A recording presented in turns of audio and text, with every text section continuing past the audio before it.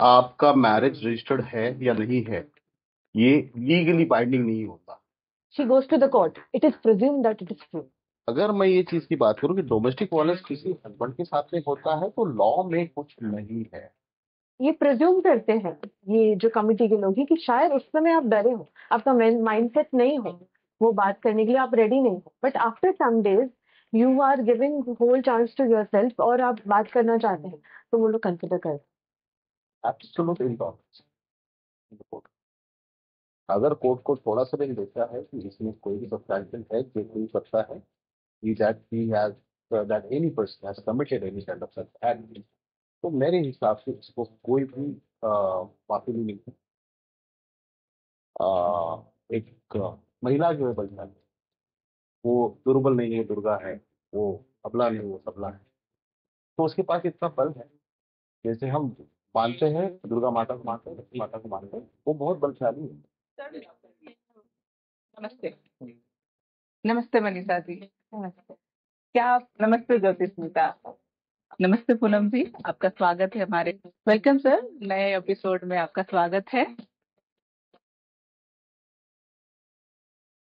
नमस्कार, मैं डॉक्टर बीना बन्ना आपका स्वागत करती हूँ एक नए एपिसोड में। आज का एपिसोड इंटरनेशनल वुमेन्स डे के ऊपर है। आज हम एक ऐसे टॉपिक पे बात करने जा रहे हैं जो कि हर वुमेन की लाइफ को डायरेक्ट इम्पैक्ट करता है, marriage, divorce and sexual harassment.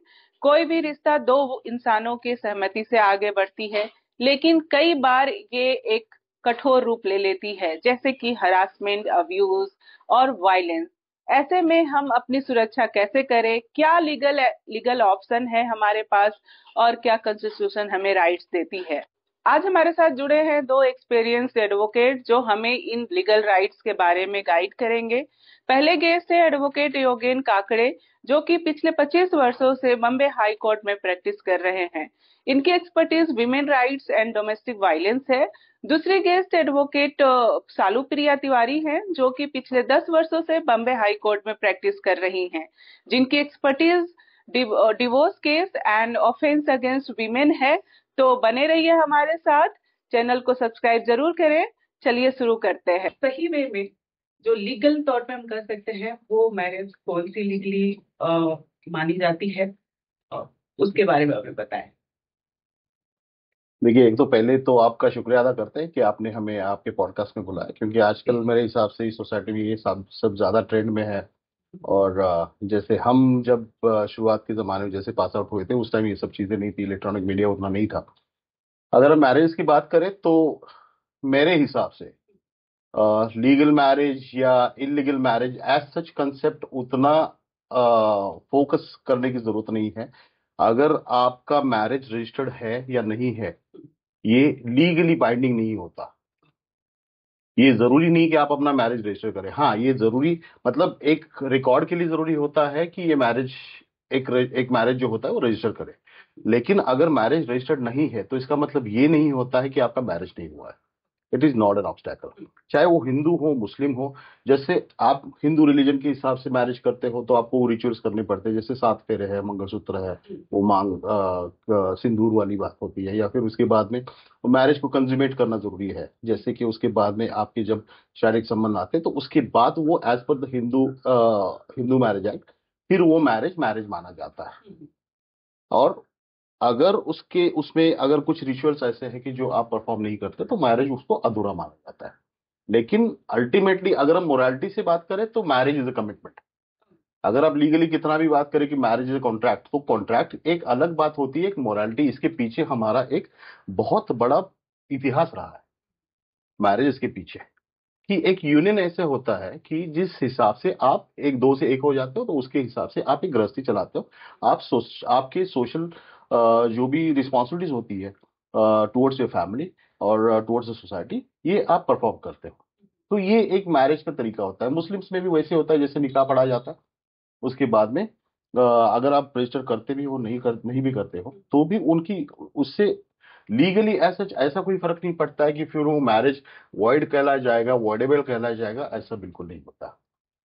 और जिस तरीके से अभी सोसाइटी में ये भी देखा जा रहा है कि फेक मैरिजेस प्रोमिसेस की जाती है कि मैं तुमसे शादी करूंगा, लिविंग में है, तो उसके ऊपर फीमेल के लिए कोई एक्शन लिया जा सकता है या मेल के लिए क्या एक्शन है लीगल तौर पे करें?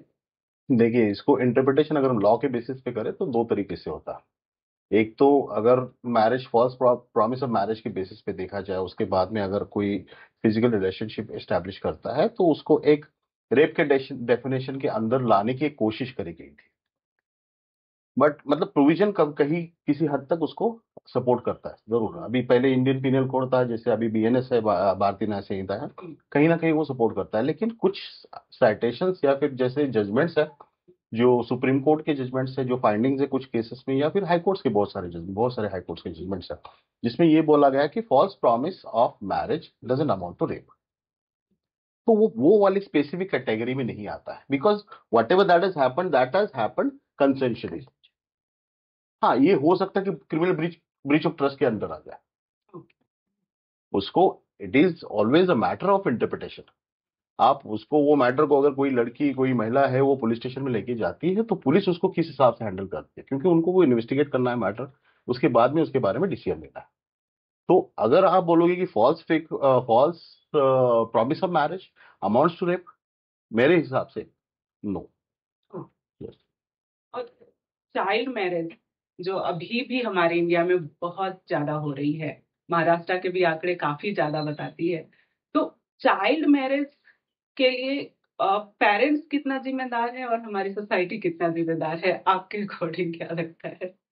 पेरेंट्स 100%, 100% जिम्मेदार है। देखिए, अगर चाइल्ड मैरिज होता है तो बच्चों का उसमें ऐसा तो नहीं कि उनका वॉलंटरीली उन्होंने वो चीज किया है। पहले जमाने में जिस हिसाब से होता था, आज बहुत वो फ्रीक्वेंसी कम है, क्योंकि उसका जो पनिशमेंट है वो बहुत बड़ा है, उसके जो कॉन्सिक्वेंसेस है वो बहुत बड़ा है। आज सोशल मीडिया इतना ये हो गया कि जैसे अगर चाहे किसी विलेज में भी शादी हो रही है तो भी उसकी वीडियोस, या फिर अगर चाइल्ड मैरिज है तो उसका इमीडिएटली सोशल मीडिया पे आ जाता है। तो जी। जिसके बेसिस बेसिस पे इमीडिएटली पुलिस एक्शन लेती है। तो चाइल्ड मैरिज पहले भी इलीगल था, आज भी इलीगल है। जब अगर हम लव मैरिज करते हैं हम्म, तो पहला स्टेप होता है एक कपल का कि वो घर छोड़ देते हैं।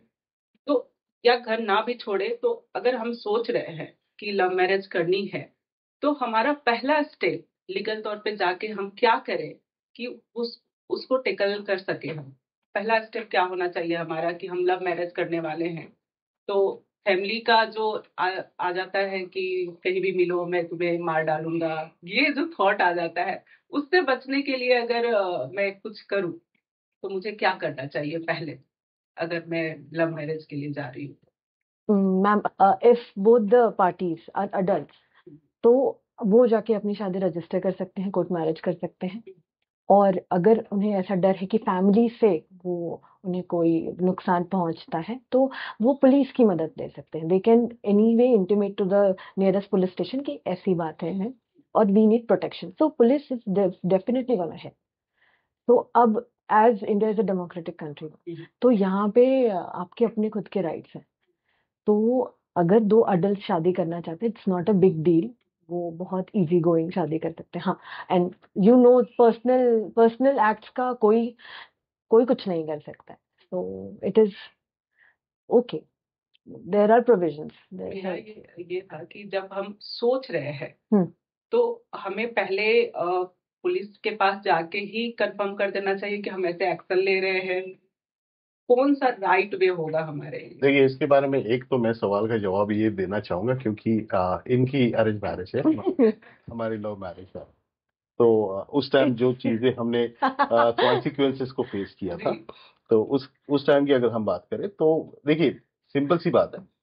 अगर आपको लगता है, एंटिसिपेशन है कि शादी के बाद कॉम्प्लिकेशंस हो सकते हैं, धमकियां आ सकती है या कुछ हार्म हो सकता है, ऐसे मामले में आप इन एडवांस इंटीमेट कर सकते हैं।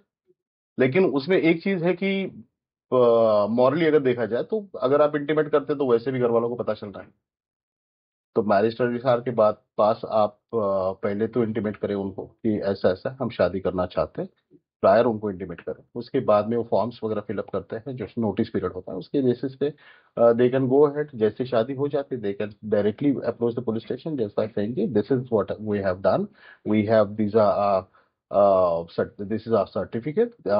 We are major age, so we are legally entitled to just for this particular thing. And जो भी हमारे पास जो थ्रेट है या फिर जो एंटिसिपेशन ऑफ थ्रेट है उसको आप हमें प्रोटेक्शन दे, जरूर जैसे मैडम ने बताया उसी हिसाब से आता है ये। और जो इस केस में अगर पेरेंट्स बहुत ज्यादा इन्वॉल्व हो जाते हैं कि मैं ये शादी नहीं मानता हूँ और मर्डर करने पे आ जाते हैं, तो उनके लिए क्या होगा? मुझे नहीं लगता है इस तरह की चीजें। देखिए आजकल इस तरह की चीजें हाँ बहुत सारी जगह पे होता है। होगा, बट अल्टीमेटली ऐसा है कि जब मदर एंड फादर या जो भी पेरेंट्स होते हैं, घर के लोग होते हैं, अगर वो बोलते हैं कि हम इस शादी को नहीं मानते, इससे कोई फर्क नहीं पड़ता।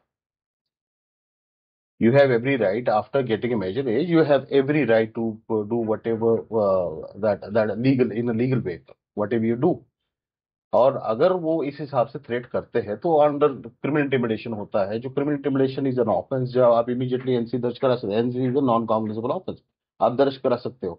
लेकिन अगर उसमें अगर लाइफ थ्रेट है तो लाइफ थ्रेट के हिसाब से वो कॉग्निजेबल ऑफेंस होता है, उनके खिलाफ आप एफआईआर दर्ज करा सकते हो और इसके लिए प्रोविजंस है ऑलरेडी। लीगल जब एक कपल लीगल चैलेंजेस फेस करता है marriage, love marriages and faith marriages में, और ये फेथ मैरिज क्या होता है उसको एक्सप्लेन कीजिएगा, और उसको कैसे हम लीगली जा सकते हैं। देखिए अगर इसके बारे में अगर हम बात करें कि intercaste marriage means you belong to one religion, उसमें कास्ट अलग अलग है, उसके लिए कोई भी अलग लॉ प्रिवेल नहीं होता, अलग रूल प्रिवेल नहीं होता। तो उसके बेसिस पे they can register there marriage under the provisions of Hindu marriage act, जो आपने रजिस्टर करना होता है at the office of the marriage registrar. हाँ ठीक है, अगर घर के लोगों की सम्मति से हो रहा है, सहमति से हो रहा है और आप प्रॉपर्ली एक सोशल मैरिज करना चाहते हैं तो भी आपके लिए कोई रोक टोक हो ही नहीं। लेकिन इंटरफेथ जो कंसेप्ट आप बोल रहे हो, इंटरफेथ मतलब अगर शायद आप ये कहना चाहते हो कि कोई रिचुअल्स में विश्वास नहीं रखता, जैसे कि हिंदू मैरिज एक्ट के रिचुअल्स होते हैं या मुस्लिम मैरिज के जैसे रिचुअल्स होता है, वो रिचुअल्स में जो विश्वास नहीं रखता, ऐसे लोग डायरेक्टली उनका मैरिज रजिस्टर कर सकते हैं under the provisions of special marriage act. तो इनके स्पेशल मैरिज एक्ट के प्रोविजंस थोड़े अलग है, हिंदू मैरिज एक्ट के प्रोविजंस थोड़े अलग है, बट अल्टीमेटली वो मैरिज है। सिर्फ आप कोडिफिकेशन अलग तरीके से इसको करें, उसको इंटरप्रिटेशन अलग तरीके से करें, लेकिन फिर भी मैं एक ही बोलता हूं कि marriage is a sacred thing, it is a commitment and you should take it that way.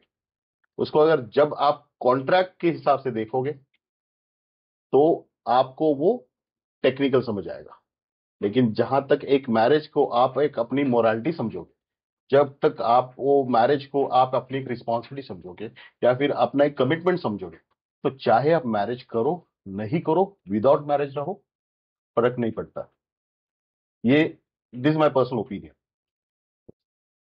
If women या मैन दोनों में से कोई भी मैरिज में रह के अगर मेंटली प्रेशर में आता है, मेंटल हरासमेंट जिसको कहते हैं, फिजिकल हरासमेंट और मेंटल हरासमेंट, तो मेंटल हरासमेंट के लिए हमारे पास लीगल एक्शन में क्या होगा? आई थिंक हमारे लिए इसमें स्पेशली वुमेन के लिए मैम तो PWDV एक्ट है, डोमेस्टिक वायलेंस एक्ट पहले था, अब PWDV protection of women against domestic violence. इसमें फाइनेंशियल अब्यूज हो सकता है कि वो जितने पैसे कमा रही हैं घर वाले वो पैसे सारे यूटिलाइज कर लेते हैं, she is not getting anything for herself. फिर उसमें आता है फिजिकल उसमें वायलेंस आता है जिसमें मारपीट, गाली देना, और फिर आता है मेंटल। मैम मेंटल हैरेसमेंट ये बहुत स्पेसिफिक टॉपिक है, सबके लिए डेफिनेशन एक नहीं हो सकती है। जो बहुत आप अगर स्लम में जाए तो उनके यहाँ मारपीट बहुत ज्यादा होती है, झगड़ा करते हैं जोर जोर से, but if you go to upper middle class और मिडिल क्लास पीपल, उनके यहाँ जो झगड़े होते हैं तो that is not even noticed. तो अगर वो औरत पूरे घर का ख्याल रख रही है and she is not appreciated, that also causes mental torture, कि she is not even noticed कि वो कितना कुछ कंट्रीब्यूट करे। तो अगर वो उसको वो लगता है कि वो मेंटल हैरेसमेंट है, she can go ahead with the PWDV act, और उसमें वो if you read sections from 17 to 23 उसमें सारे हर एक चीज का डेफिनेशन दिया हुआ है, उसके लिए उसमें कैसे प्रोटेक्ट हो रही है वुमेन, वो सारे प्रोविजंस इन सेक्शंस के अंदर में है। तो she can go ahead with PWDB act and file case against husband और उनके रिलेटिव्स। सेम चीज अगर मेल के आई साथ, am so sorry, there is no provision for men. वो डिवोर्स ले सकते हैं, बट उनके लिए कोई क्रिमिनल या कॉसिक क्रिमिनल कॉसिक सिविल ऐसा कोई प्रोविजन नहीं। He can just go for divorce under cruelty. अगर हम डिवोर्स की बात करें तो इंडिया में डिवोर्स की क्या मेन रीजन है, मुख्य कारण क्या होती है? जो आप केसेस देख रहे होंगे तो सबसे ज्यादा केसेस आप क्या देखते हैं कि डिवोर्स का कारण क्या बन के निकलता है? I think ego. Ego. What do you think sir? Ego. Ego and also this term called feminism, इसको अलग अलग सा कुछ डायरेक्शन दिया जा रहा है। फेमिनिज्म, दिस, ये वर्ड्स मैम बहुत हाइप हो गए। To be very honest, feminism have different different definition, but इसको ड्रैग लोग अपने हिसाब से कर लेते हैं, अपने कन्वीनियंस से यूज करते हैं उसे। तो I think yes, this is what is going on in every छोट, एवरीबडी नोज द कॉन्सिक्वेंसेस कि इसका क्या हो सकता है, but still nobody wants to step back. अगर किसी ने, पहले डिवोर्स कम होते थे क्योंकि वुमेन वर नॉट वर्किंग, वो डिपेंडेंट थी, और if husband is saying something, she has to keep going, go in the kitchen, cry and come back and serve food for them. लेकिन अब नहीं है, they are self independent, they think that they need nobody now। अगर झगड़ा है तो वो अंदर से और चार बातें बोलेगी। तो यस, ईगो और एक सस्टेनेबिलिटी। पहले वो सहन सहन करने की शक्ति ज्यादा थी, अब नहीं है। अगर हम इसको ऐसे देखें कि विमेन अब वोकल हो गई हैं और अप फ्रंट हो गई हैं, बिल्कुल, ये कहीं ना कहीं एडुकेशन का भी है, और बिल्कुल। एडुकेट हो रही है तो वो डिपेंडेंट नहीं है। हम्म, और अगर डिपेंडेंट नहीं है तो मेल ईगो आ रहा है या फीमेल ईगो आ रहा है, यहाँ पे ये मैं क्लियर Male करना ego. चाहूंगी। yeah, ma'am, I think it's male ego, if you say. And as we are shooting on this auspicious day called Women's Day, so yes, we'll blame men for this. इसको थोड़ा सा अगर हम elaborate करें तो देखिए, एक चीज ऐसी है कि पहले से बोला जाता है कि मेन डोमिनेटेड सोसाइटी में हम रहते हैं, तो जब भी कभी थोड़ा सा इनसिक्योरिटीज फील होती है, ये हर जगह पे नहीं है, लेकिन कुछ लोगों के साथ ये प्रॉब्लम जरूर है कि मेल डोमिनेटेड जहाँ पे सोसाइटीज है, या फिर वहाँ पे ऐसे बोल देखा जाता है कि एक वुमन को बाहर निकल के, आपको अगर शादी करनी है एक लड़की के साथ, तो आजकल आपको पढ़ी लिखी लड़की चाहिए, वो कमाने वाली चाहिए, उसने कंट्रीब्यूट करना चाहिए। और जब वो उसके वो सब सब कुछ वो करती है, उसके बावजूद वो भी चीजें उसने करनी चाहिए जो वो पहले करती थी, जो हमारे रिचुअल्स है, तो उसके लिए बहुत चैलेंजिंग होगा। और अगर वो करने की कोशिश करती है, वहां पे कहीं भी थोड़ा बहुत कम हो जाता है, तो उसको टॉन्ट किया जाता है, या फिर उसको उस हिसाब से बर्ताव किया जाता है, तो ये गलत है। तो मैं नहीं समझता कि ये फीमेल ईगो या मेल ईगो है। मैं ये चीज समझूंगा कि थोड़ा टॉलरेंस लेवल थोड़ा ज्यादा रखने की जरूरत है, अंडरस्टैंडिंग रखने की जरूरत है। और जैसे मैंने पहले बोला कि it's a matter of commitment. जी। अगर आप उसको कमिटमेंट समझते हो, तो आपको उसके साथ में उसको समझने की कोशिश करनी जरूरी है, सिचुएशन को, अपने पार्टनर को समझने की जरूरत है। तो मेरे हिसाब से वही है। मेंटल क्रूरलिटी जो हो रही है फैमिली में, एक फीमेल के साथ और एक मेल के साथ, जैसा कि आपने बोला कि मेल के साथ अगर हो रही है तो डिवोर्स ही एक ऑप्शन है, और फीमेल के साथ हो रही है तो हम उसको चैलेंजेस को आगे ले जाते हैं। वो कैसे कोर्ट में क्या होता है और आप लीगली तौर पे उसको कैसे देखते हैं? आई थिंक मैम, जो मेंटल क्रुएल्टी है, ये प्रूफ करना, what ever the women is स्टेटिंग, जब कोई पीड़ित है या कोई विक्टिम है तो ही वो कोर्ट तक आता है, ये कोर्ट का बिलीव है। ठीक है, ये अंडरस्टूड थियरी है। वो अब कोई अपने घरों में या बेडरूम्स में कैमरास तो लगाते नहीं है, जो घर में चार दीवारी हो रहे हैं वो सिर्फ उसको ही पता है। But if she is coming down to court and complaining कि I was going through all this, तो कोर्ट प्रिज्यूम्ड कि वो सच बोल रही है, और वो एफिडेविट्स में जज के सामने रहते हैं, जो जज पूरा पिटिशन बहुत ध्यान से पढ़ते हैं वो लोग। तो प्रूफ करना नहीं होता, प्रूफ जैसी कोई चीज नहीं, तो what ever the woman is स्टेटिंग कि वो इस तरह से गई है, जब बहुत कुछ क्रॉस एग्जामिनेशन होता है, आगे चीफ होता है, उन सब में ये सारी चीजें चेक हो करते हैं, लेकिन जब she goes to the court it is presume that it is true, तो आप सेक्शंस में कवर करके आप वो डायरेक्टली मैजिस्ट्रेट के पास कंप्लेन कर सकते हैं। तो this is the provision, again it goes to DV act. देखिए, अगर हम लीगल प्रोसेस की बात करें तो डिवोर्स केस जब कोर्ट के सामने आता है तो डिवोर्स केस पे एक चीज से देखी जाती है, ठीक है, जैसे मैडम ने बोला कि ऑन ओथ जो एफिडेविट पे वो बोलती है कोर्ट के सामने कि मेरे साथ ये I have been subjected to cruelty, मेरे साथ ये सब चीजें हुई है। जैसे इन्होंने रेफर ये भी किया कि क्रॉस एग्जामिनेशन होते हैं, अपोजिट लॉयर जो होते हैं उनको सवाल पूछते हैं, उसके बेसिस पे उसको इवेलुएट किया जाता है। लेकिन इसके आगे जाके एक चीज ऐसी है कि the procedure law of Hindu marriage act, this family courts act, the procedure law is CPC, civil procedure code. तो उसमें सिविल प्रोसीजर कोड ये बोलता है कि आपको ये प्रूव करना जरूरी है, because burden of proof always lies on plaintiff. जो कोर्ट में जाता है उसको प्रूव करना होता है, but it is a settled rule of law with respect to the matrimonial dispute that the matters, it is always expected that the जज should be deciding the matters on the basis of natural justice and good conscience. जैसे उन्होंने अच्छे तरीके से refer किया कि if something is suppose to be happening, चार दीवारी के बीच में अगर हस्बैंड वाइफ के बीच में कुछ होता है तो उसके लिए कैमरास तो नहीं लगे होते, या फिर वहां पे विटनेस तो कोई लेके नहीं जाता है। तो ये सब चीजें जिस कॉग्निजेंस से आप बताते हो, या फिर ऑब्वियसली आपका लॉयर कितना कॉग्निजेंस से वो कोर्ट के सामने पेश करता है, वो बहुत मैटर करता है, क्योंकि अदरवाइज तो फिर आप इसको प्रूव ही नहीं कर पाओगे।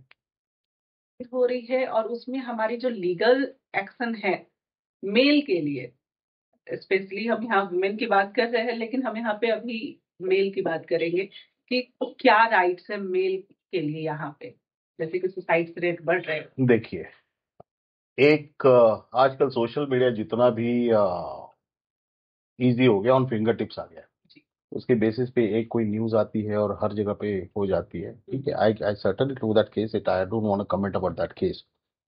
तो तुरंत वो केस पूरी समाज में सबको पता चल जाती है, उसके ऊपर एक अलग से एक जुडिशियल सिस्टम चलता है, लोग अपने अपने ओपिनियंस रखते हैं, कुछ मार्च होता है, ये सब चीजें होती है। मेरे हिसाब से ये पहला नहीं है, ऐसे बहुत सारे वाकये होते हैं, नॉर्मली होते रहता है। इट डिपेंड्स कि हर कोई ये चीज को कितना सीरियसली लेता है। लेकिन अगर मैं ये चीज की बात करूं कि डोमेस्टिक वायलेंस किसी हस्बैंड के साथ में होता है तो लॉ में कुछ नहीं है, this is a fact. Wife धमकाती है, क्रिमिनल इंटिमिडेशन के अंदर आप एक एनसी दर्ज करा सकते हो।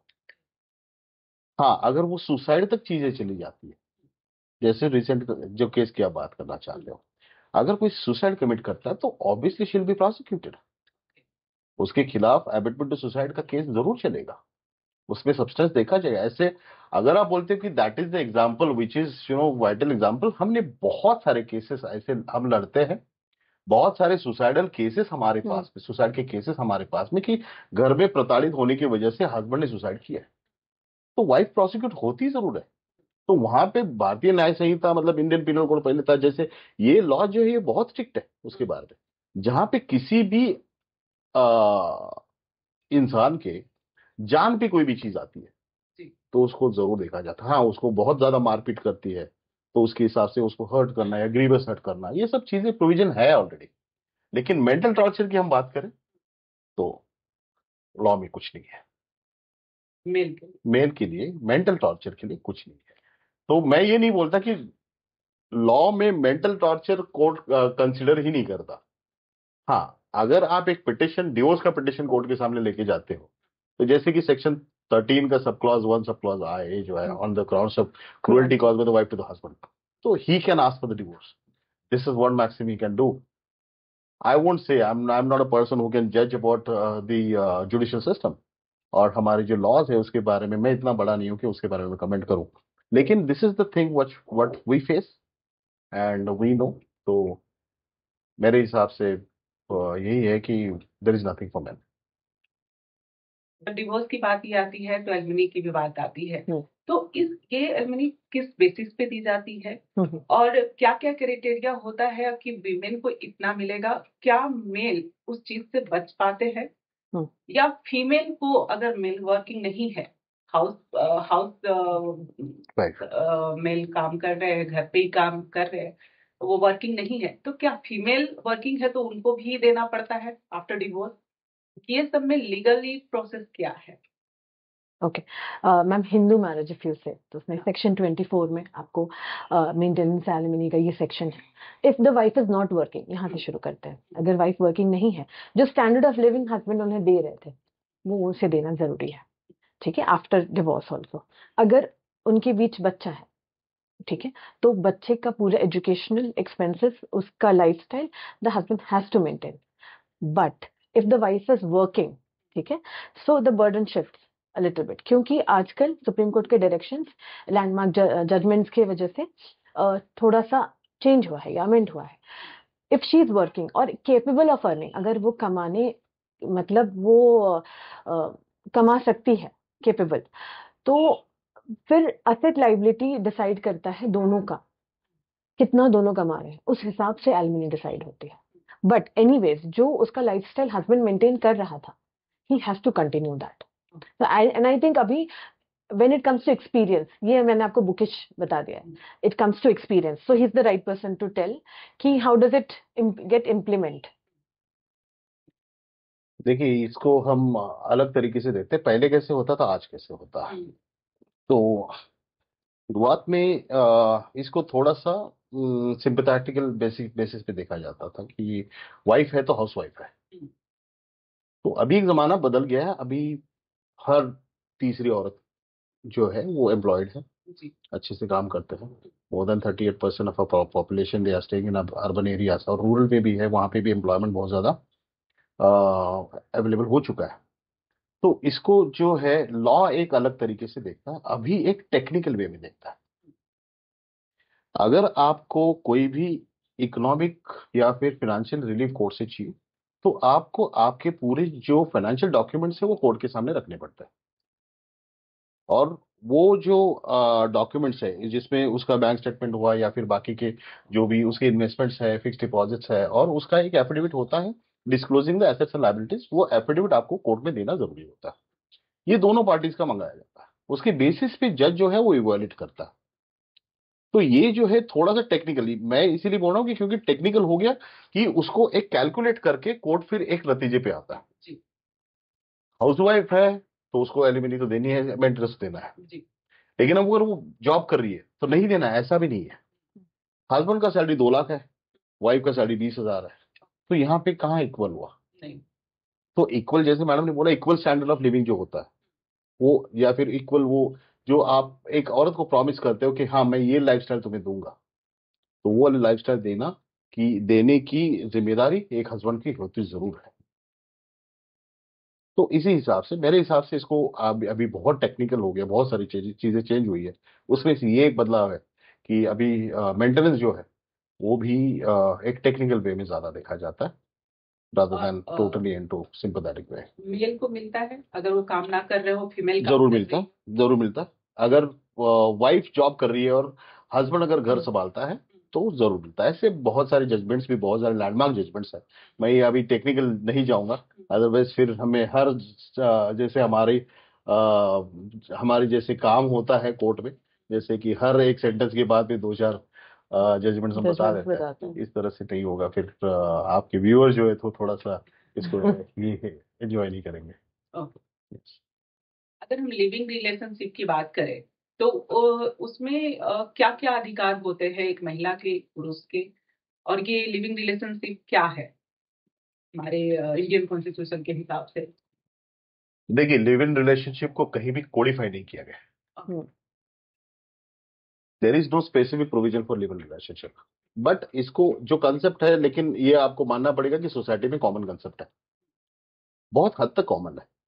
जो कपल जो है बिना मैरिज के एक साथ में रहते हैं, उनके बच्चे होते हैं, और वो शादी नहीं करना चाहते, उसके बावजूद वो एक गृहस्थी चलाना चाहते हैं, तो that we call it all, maybe for a substantial period of time वो लोग साथ में रहते हैं बिना शादी के, उसको हम लिव इन रिलेशनशिप बोलते हैं।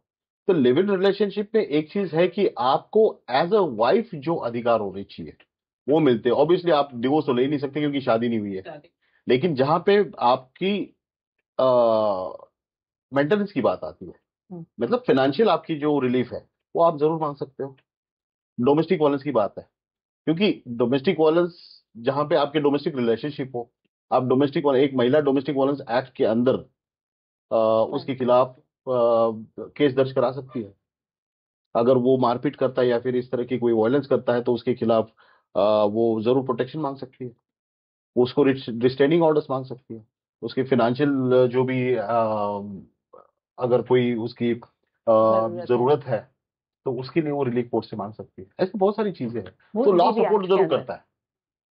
रादर हम ये बोले कि अगर कोडिफिकेशन नहीं है उसका, तो भी उसके लिए अलग कानून नहीं है, फिर भी लॉ उसको जरूर जरूर सपोर्ट करता है, उसके अधिकारों का जरूर ख्याल रखता है। इस सिचुएशन में अगर चाइल्ड है लिविंग रिलेशनशिप में, तो उस अगर हम सेपरेट होते हैं तो उस सिचुएशन में बच्चे की कस्टडी किस पे जाती है मोस्टली, वो कैसे देखते हैं? देखिए, एक चीज इसमें ऐसा है कि अगर अलग हो जाते हैं और बच्चे उसपे है, तो वो बच्चे जो होते हैं इलिजिटिमेट चाइल्ड जिसको हम बोलते हैं, जिनके अधिकार जरूर होते हैं। बच्चों के तो अधिकार, हम यहाँ पे बच्चों के अधिकार की बात नहीं कर रहे, बट कस्टडी की बात है। अगर बच्चा बहुत ही छोटा है तो ऑब्वियसली मदर के पास जाए, मतलब उसको ज्यादा सिंपैथी मिलती है। लेकिन सिचुएशन ऐसी है कि मदर ठीक से ख्याल नहीं रख सकती, या फिर जो फादर है, जो बायोलॉजिकल फादर है, वो अगर ज्यादा कैपेबल है, या फिर अगर कानून ये समझता है कि he is the best person to give a good upbringing to the child,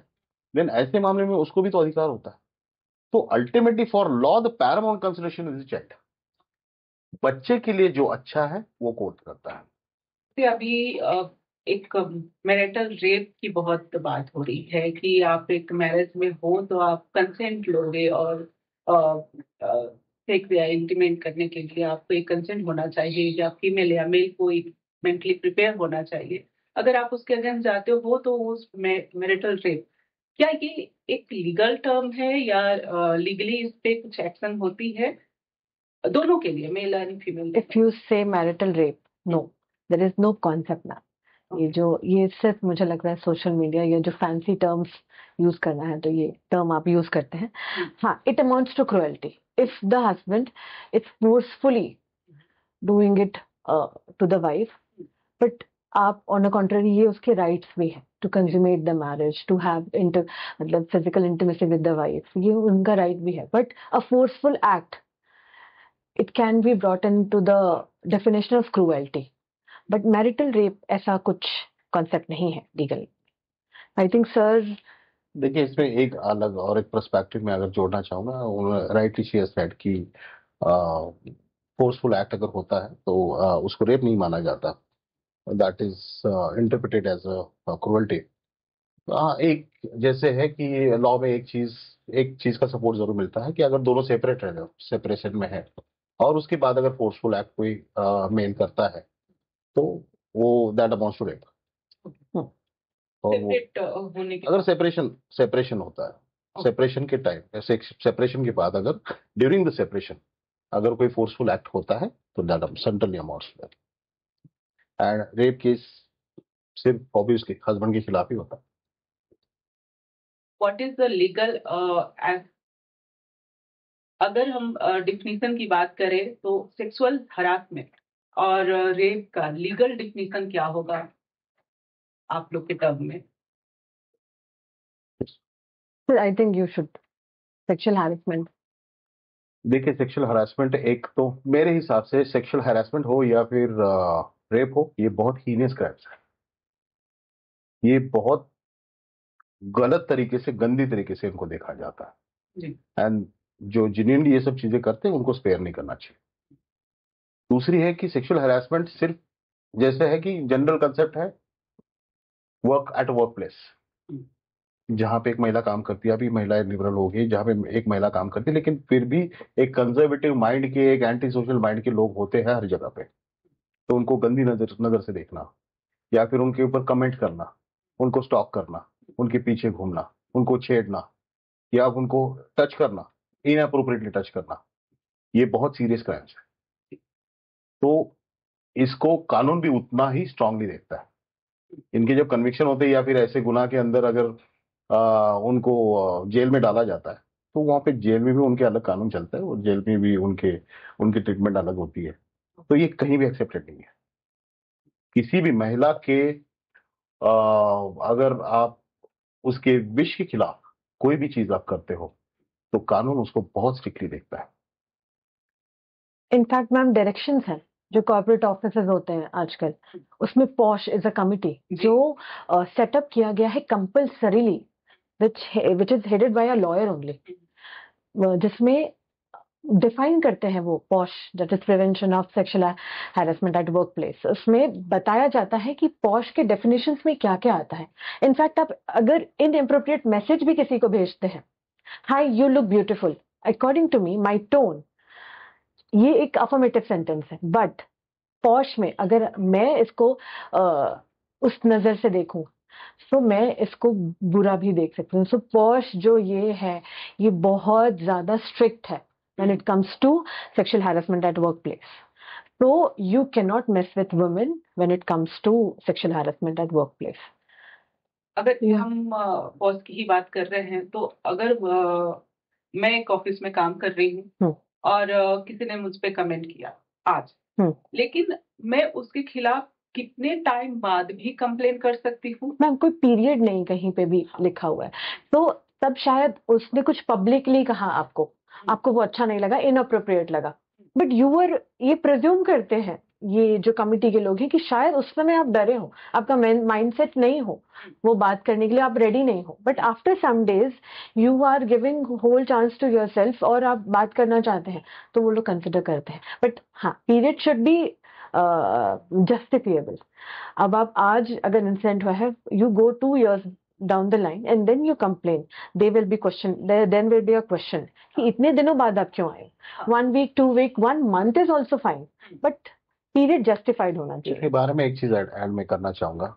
बीच में एक ड्राइव चला था मी टू वाला, तो एक चीज होती है कि जब तक कोई आवाज नहीं उठाता ना बाकी के लोग नहीं आते हैं। तो मैं महिलाओं को ये जरूर संदेश देना चाहूंगा कि जब भी आपके साथ कुछ भी होता है तो आवाज उठाओ, आपको सपोर्ट करने वाले हजारों मिलेंगे जी। अगर आप चुप रहोगे तो उसका लोग फायदा उठाएंगे, तो इसीलिए आवाज उठाना जरूरी है। जितना अगर आप समझते हो कि आपके आजू बाजू में 4-5 लोग हैं वो आपके खिलाफ जाएंगे, लेकिन आपके साथ में आने वाले लाखों लोग होंगे, तो ये चीज जरूर इतनी जरूरी है। कानून बहुत हद तक वुमेन को सपोर्ट करता है, बहुत तरीके से सपोर्ट करता है। तो मुझे मेरे हिसाब से never tolerate nonsense from anybody. तो महिला सशक्त है, बलवान है। जैसे कि मैं एक एग्जांपल यहाँ शेयर करूंगी कि मेरी एक फ्रेंड थी जो ऑफिस पार्टी में उनके कलीग ने उनका हाथ पकड़ा, लेकिन उस टाइम उन्होंने कोई कंप्लेन नहीं किया। आपने कलीग से बोला, कलीग ने बोला कि भाई तुम कंप्लेन करो ऑफिस में, लेकिन उन्होंने नहीं किया। 1 ईयर के बाद वो सोचती हैं कि मैं ऑफिस छोड़ रही हूँ तो मैं कंप्लेन करके जाती हूँ। तो ये कितना सही रहेगा और सही मायने में देखिए जस्टिफाइड इसको रहेगा? मैं अलग तरीके से बोलना चाहता हूँ। बीइंग अ लॉयर एक अलग चीज होती है। हाँ। जैसे भारतीय नागरिक सुरक्षा संहिता जो BNSS है, तो इसमें एक चीज है कि लिमिटेशन पीरियड दिया गया है कि अगर कॉग्निजेबल ऑफेंस है तो आप 3 साल के अंदर आपको ये करना पड़ता है। अगर वहां पे देखिए जहाँ पे बात आती है ये outreaching the modesty woman, it's a cognizable offence. Cognizable offence हम उस चीज को बोलते हैं जनरली जिसमें 3 साल से ज्यादा की सजा की प्रावधान होती है, उसमें FIR होती है। जिसमें 3 साल से कम की सजा की प्रावधान है उसमें आपको वो नॉन कॉग्निजेबल होता है, जिसमें NC दर्ज होती है, जिसको हम NC जनरली बोलते हैं, नॉन कॉग्निजेबल। तो अगर कॉग्निजेबल ऑफेंस है तो वैसे भी आप 3 साल के अंदर आप उसको आप उसको दर्ज करा सकते हो। क्वेश्चन होता है, जैसे मैडम ने बोला, होता है क्वेश्चन कि आपने इतने दिन चुप क्यों बैठे जी। तो आपको जस्टिफिकेशन देना है। अगर आप चुप बैठे इसका मतलब ये तो नहीं है कि आपके साथ में हुआ नहीं है जी। तो उसको वेरीफाई किया जाएगा जरूर। कानून अपने हिसाब से वेरीफाई जरूर करता है। एक कंप्लेंट करनी है, अगर कंप्लेंट कर दी इसका मतलब कि सामने वाला ने किया है नहीं किया है इमीडिएटली तो तय नहीं होता, उसके लिए प्रोसेस होती है और वो प्रोसेस के तहत वो चीज को जरूर जस्टिफाई किया जाता है। अगर रेप हुई है तो रेप होने के बाद इमीडिएट हमें क्या करना चाहिए? क्या हमें ऐसा जाके पुलिस कंप्लेन करनी चाहिए, मेडिकल टेस्ट के लिए जाना चाहिए? अगर रेप हुई है तो सबसे पहला एक्शन विक्टिम के लिए क्या होना चाहिए आपके अनुसार, जबकि आप बहुत सारे केसेस देखते हैं, आपको लैकिंग क्या लगता है कि विक्टिम में निकालना कि भाई अगर ये होता तो सब क्लियर हो जाता? नहीं, देखिए, एज अ डिफेंस लॉयर बहुत सारी चीजें हम जानते हैं कि क्या क्या इन्वेस्टिगेशन में लैकुनास होते हैं। हाँ, बट एक वुमन के पर्सपेक्टिव से एक तो चीज बहुत समझनी जरूरी है कि ये जो एक्ट है, ये जो ऑफेंस है, ये बहुत सीरियस है। हम्म, इसके बाद में जो मेंटल प्रेशर या मेंटल सिग्मा Trauma. में जो ये चली जाती है, जो मेंटल ट्रॉमा में जो औरत चली जाती है, उससे उबरना उसके लिए उतना इजी नहीं है। जी, तो उसकी मेंटालिटी समझना बहुत जरूरी है। अगर हम टेक्निकलिटीज की बात करें तो डायरेक्टली वो तो मेडिकल टेस्ट के लिए नहीं जाएगी। Police station. It is always advisable कि वो पहले पुलिस स्टेशन जाए या फिर पुलिस को पहले कॉल करे। कॉल करने के बाद में इमीडिएटली, जैसे फील्ड मार्शल्स वगैरह होते हैं, 10-15 मिनट के अंदर आपके वहां पे आ जाते हैं, वो आपको पूरी जो भी सहायता है वो करते हैं। उसके बाद में जैसे ही आपकी कंप्लेंट दर्ज हो जाती है तो वैसे ही आपको सिविल हॉस्पिटल में एक महिला, जैसे वो केस भी जो दर्ज होता है उसके बाद में आपको एक महिला पुलिस अधिकारी आपके साथ आपको असिस्ट करती है। तो सिविल हॉस्पिटल में जाने के बाद में वहां पे मेडिकल टेस्ट होते हैं, बकायदा उसके रिपोर्ट्स होते हैं, और हर वो चीज होती है। और उसको अगर प्रोटेक्शन चाहिए तो प्रोटेक्शन मुहैया किया जाता है, एफआईआर किया जाता है, और ऐसे केसेस में इमीडिएटली अरेस्ट होती है। हम्म, जैसे कि अभी बच्चे घर में भी सेक्सुअली अब्यूज हो रहे हैं, बाहर हो रहे हैं, घर में भी हो रहे हैं, जो कि कहा जाता है कि घर एक आपका सेफ प्लेस है, और वहां पे अगर अब्यूज हो रहे हैं, सेक्सुअली हरासमेंट का फेस कर रहे हैं, तो एज ए पेरेंट्स हमें कैसे उसको डील करना चाहिए, या पेरेंट्स कैसे समझे कि बच्चे कुछ परेशानी में है? और आपके पास जो केसेस आते होंगे तो उसमें क्या एक आप देखते हैं कि और लीगली एक्शन क्या लिया जाता है इसमें, इस सब पे बात करेंगे। ओके। तो चिल्ड्रन, मैम, ये बहुत ही सेंसिटिव टॉपिक है, बहुत ज़्यादा सेंसिटिव। इसके लिए हमारे प्रावधान में बहुत स्ट्रिक्ट लॉ है विच इज कॉल्ड पॉक्सो। ठीक है। बच्चे इतने छोटे होते हैं कि उन्हें समझ ही नहीं आता है। जी, तो it is our duty as a parent, हमारी ड्यूटी है उन्हें बताना कि what is good touch, what is bad touch. In fact बात करने का तरीका, जब बच्चा, आजकल both the parents are working, ma'am, busy हैं, सारे बिजी हैं, so they are asking for house help होते हैं, ग्रैंड पेरेंट्स को बुलाते हैं, किसी कोई एक घर पे होता है। जब आप वापस आते हैं, it's very necessity to talk to your child. अगर बच्चा बहुत ही ज्यादा छोटा है, just keep a good check on the child. Being a mother, मैं भी, मेरी 1.5 साल की बेटी है जिसको मैं घर पे छोड़ के for the whole day I am not home, but I keep a track, I keep checking. What do I do is, मैंने घर में कैमरास लगाए हैं फॉर द सेफ्टी ऑल्सो। जैसे वो बात करने लग जाती है या जब वो बात करने लग जाए, तो it is your duty, your prime duty, to tell her और टू टेल हिम कि what is good touch, what is bad touch. Because कभी कभी हमने कुछ ऐसे केसेस देखे हैं, the own relatives, they abuse the child, जी, है ना। और ये हम पढ़ते हैं, ये बहुत नॉर्मल न्यूज़पेपर्स में आजकल आप हर रोज पढ़ सकते हैं। तो वी यू कैन नॉट, मतलब you can not trust anybody. कुछ ब्लड रिलेशंस होते हैं उसमें से। जी, So I think sir went through lot of cases like that, and he'll be the right person कि जो exactly आपको precaution या preventions इस पे बता पाए। देखिए, ये जो टॉपिक है जनरली अबाउट पॉक्सो, तो again it's a very sensitive and very serious matter. जी, तो इसको भी बहुत हद तक सीरियसली लिया जाता है, बहुत हद तक क्या, बहुत ज्यादा सीरियस लिया जाता है। Absolute intolerance in the court. जी, अगर कोर्ट को थोड़ा सा भी अंदेशा है कि इसमें कोई भी सब्सटैंशियल है जो प्रूव करता है कि that he has, that any person has committed any kind of such act, तो मेरे हिसाब से इसको कोई भी माफी नहीं मिलती। और सजा बहुत रिगरस है, सजा बहुत रिगरस है। तो पॉक्सो एक्ट के तहत बहुत सारे केसेस जो हमने आज तक, मैंने मेरी करियर में देखे हैं, जो जैसे बीइंग डिफेंस लॉयर भी आपका कुछ कहीं ना कहीं एक कॉन्ट्राडिक्टरी ये आता है। लेकिन मैं पर्सनली ये चीज को जरूर पहले कंफर्म करता हूँ कि ऐसा, या अगर ये सीरियस है तो क्या ये एलिगेशन जो है ये सही है नहीं है, ये थोड़ा सा उसको आंकना बहुत जरूरी होता है। जी। और उसके बाद में ही आप केस के साथ में डील कर सकते हो। और मेरे हिसाब से जो बच्चा है, उसके जो मेंटालिटी, उसकी मेंटल जो हेल्थ है, उसके हिसाब से जो पेरेंट ने उनके साथ में जिस हिसाब से बर्ताव करना चाहिए, या फिर जिस हिसाब से उनको उनके साथ एक कम्युनिकेशन अच्छा रखना चाहिए। हाँ, आप वो बिजी हो, आप बहुत ज्यादा काम में व्यस्त हो, लेकिन आपके बच्चे के साथ में आपका क्या रिलेशन है, ये बहुत मैटर करता है। Child should be very free to the parents. बच्चे डरते हैं। तो if even these days ma'am what is happening कि बच्चे जो कम्युनिकेशन है they think that parents won't understand. ये मेंटालिटी हो गई है बच्चों की आजकल। तो you have to be very smart कि वो आपको सब सच बोले। You have to gain that confidence कि वो सब कुछ बताएं। क्योंकि कभी कभी सामने वाला उनको इतना इन्फ्लुएंस कर देता है कि तुम्हारी गलती है। सो दे आर अंडर फियर कि अगर हम ये पेरेंट्स को बताएंगे तो ऐसा ना हो कि हम पे बात आ जाए। So you have to communicate. You have to tell them at very younger age कि बेटा this things are going on and you have to be very careful for our protection only. अगर हम लास्ट क्वेश्चन ले तो women's day आ रही है, women's day हम celebrate करने वाले हैं। तो इस विमेंस डे पे एज ए लॉयर आप क्या हमें सजेशन देंगे एक विमेन को और हमारे दर्शकों को कि एक लीगल प्रोटेक्शन आपको मिल सकती है और आप प्रिवेंशन के तौर पे क्या ले सकते हैं और आप अपफ्रंट जाके क्या कर सकते हैं, आपके लिए कानून है? तो आप हमें डिटेल में बताइए, एग्जाम्पल देके बताइए। जरूर। Yes sir. देखिए, वुमेन्स डे है तो एक तो सबको मैं बधाई देना चाहता हूँ। दूसरी बात तो इसमें है कि जैसे मैंने बोला,